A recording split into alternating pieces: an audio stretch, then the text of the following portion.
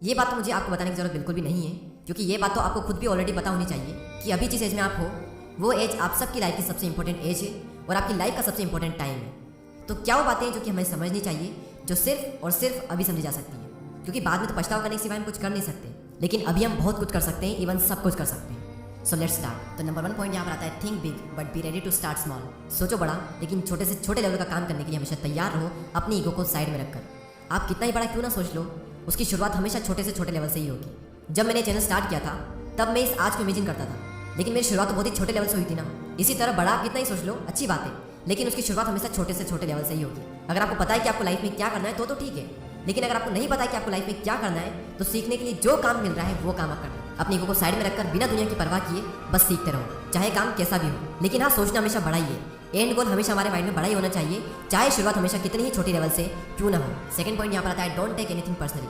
यही वो एज है जिसमें कई सारे लोग फालतू की बातों को और कुछ लोग तो हर बात को सीरियसली ले लेते हैं। सिर्फ यही एज है, किसी ने कुछ कह दिया, नंबर थोड़े कम आ गए, दूसरों से कंपेयर करने लगते हैं, और भी बहुत सी चीज़ें, छोटी छोटी बातों को लोग सीरियसली ले लेते हैं। और इसी एज में होता है ये सब, ना तो बचपन में हमेशा करते हैं और ना ही 25-30 की एज की बात करते हैं। ये 14 से तो 20 के बीच में ही होता है। और इतना पक्का है कि आने वाले टाइम में आपको पता चलेगा कि यार ऐसी चीज़ों को मैं फालतू में सीरियसली ले रहा था। तो जब आगे जाकर इसका एहसास होना ही है तो क्यों ना इसका एहसास अभी कर लो, ताकि जिंदगी ठीक से जी पाओ। थर्ड पॉइंट यहाँ पर आता है, stop feeling bad about the past. मान लो कि आपकी एज जब 20 साल है तो आपको आने वाले 50 सालों के बारे में सोचना चाहिए, या फिर बीते पिछले कुछ 1-2 सालों में जो आपके साथ बुरा हुआ है उसके बारे में। जरा सोचो इसके बारे में एक बार। एक तरफ है आने वाले 50 साल और एक तरफ है बीते हुए 1-2 साल। तो आप किसके बारे में सोचोगे, आने वाले 50 सालों के बारे में या फिर बीते हुए 1-2 सालों के बारे में? अगर आपके साथ कुछ बुरा हुआ भी है तो जितना दुख मनाना है एक बार में मना लो, जितना रोना है रो लो, और जब आपका रोना धोना हो जाए तब कसम खा लेना कि आने वाली जिंदगी में इसके बारे में आप कभी भी नहीं सोचूंगा। जितना दुख मनाना था मना लिया, अब आगे बढ़ो। बहुत कुछ बचा है जिंदगी में, सिर्फ यही नहीं है, इसलिए बीते हुए के बारे में मत सोचो, जिंदगी में आगे बढ़ो। फोर्थ पॉइंट यहाँ पर आता है, इन्वेस्ट अर्ली। इन्वेस्टमेंट करने का तब तक कोई फायदा नहीं है जब तक कि इन्वेस्टमेंट अर्ली नहीं होगी, यानी कि जल्दी इसी एज में। इन्वेस्टमेंट के बारे में कई सारे लोग पता है क्या कहते हैं कि यार रिटर्न तो इतने सालों बाद मिलेगा, तब क्या हम घंटा एंजॉय करेंगे? एंजॉयमेंट की एज तो अभी है, तो उस पैसों का हम करेंगे क्या? भाई रिटायरमेंट नाम की कोई चीज़ होती है, आप अभी जो कमा रहे हो उससे एंजॉय करो, लेकिन उसमें से थोड़ा सा पैसा इन्वेस्ट करो ताकि आप सक्सेसफुली बिना टेंशन के रिटायर हो सको। देखो, इस दुनिया में पैसा कौन नहीं कमाना चाहता, सब फाइनेंशियल स्टेबिलिटी चाहते हैं, पर उसके लिए जरूरी है कि आप अपने फाइनेंस को मैनेज करें, अपना पैसा स्टॉक मार्केट में लगाएं। लेकिन अगर आपको स्टॉक मार्केट की इतनी नॉलेज नहीं है तो आप इनिशियल पब्लिक ऑफरिंग यानी आईपीओ में भी अप्लाई कर सकते हो। अभी रिसेंटली बहुत सारे आईपीओ जैसे नाइका, पॉलिसी बाजार, परास डिफेंड लिस्ट हुए हैं और बहुत अच्छे लिस्टिंग गेंस भी किए, और आगे ऐसे ही बहुत बड़े बड़े आईपीओ आने वाले हैं। ऐसे में मैं आपको रिकमेंड करूंगा कि आप भी आईपीओ में अप्लाई करें। नेक्स्ट पॉइंट यहाँ पर आता है, हैव अ फन। जिंदगी में थोड़े मजे भी करो। आई एम नॉट सेइंग सिर्फ मजे करो, क्योंकि हमने बात की है कि लाइफ का ये सबसे इंपॉर्टेंट टाइम है। यही वो लाइफ का पार्ट है जिसमें हम सबसे ज़्यादा हार्डवर्क कर सकते हैं, और यही वो पार्ट है जिसमें हम अपना करियर भी बना सकते हैं। तो यही वो लाइफ भी है जिसमें हम सबसे ज़्यादा मजे कर सकते हैं।